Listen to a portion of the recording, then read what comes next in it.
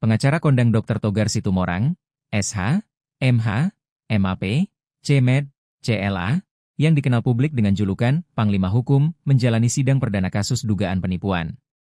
Mengenakan batik lengan panjang, celana panjang hitam dan sepatu selop, Togar duduk di kursi pesakitan Pengadilan Negeri, PN, Denpasar, pada Kamis 13 November 2025. Alih-alih membela hukum, jaksa menuding Togar menggunakan reputasi dan rangkaian janji palsu untuk menguras total 1 miliar rupiah lebih dari kliennya sendiri, Fanny Lauren Christie.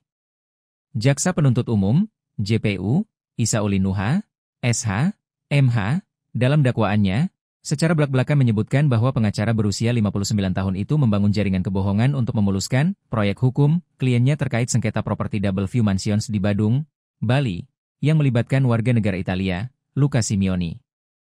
Dakwaan jaksa mengungkap bagaimana Togar diduga memanfaatkan keputusasaan Fanny Lauren yang menghadapi gugatan perdata dan laporan pajak sejak Mei 2021.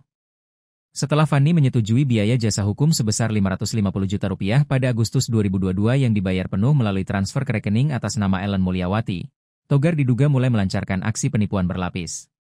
Tak lama setelah membantu Fanny membuat laporan polisi di Bareskrim, Togar diduga menjanjikan Fanny bahwa Luca Simioni pasti akan jadi tersangka, asalkan Fanny menyiapkan dana tambahan sekitar 1 miliar rupiah. Togar mengatakan hal ini dibutuhkan untuk memuluskan proses di Bareskrim. Tergerak oleh janji ini, Fanny mentransfer hingga 910 juta rupiah.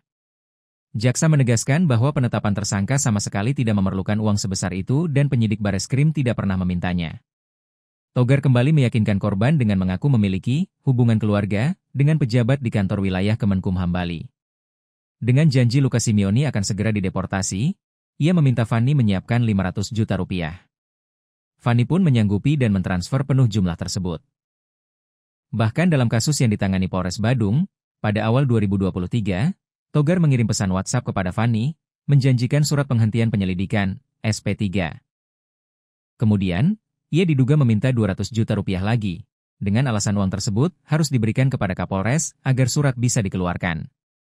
Menurut jaksa, seluruh uang tambahan yang totalnya mencapai 1 miliar rupiah lebih, termasuk dana jasa hukum awal yang ditransfer ke rekening orang dekat Togar, digunakan untuk kepentingan pribadi terdakwa, bukan disalurkan kepada aparat penegak hukum seperti yang dijanjikannya.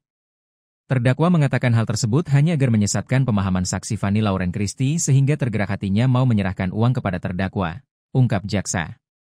Atas perbuatannya menggunakan tipu muslihat dan rangkaian kebohongan untuk menggerakkan korban menyerahkan uang, Dr. Togar Situmorang didakwa melanggar pasal 378 KUHP tentang penipuan atau pasal 372 KUHP tentang penggelapan.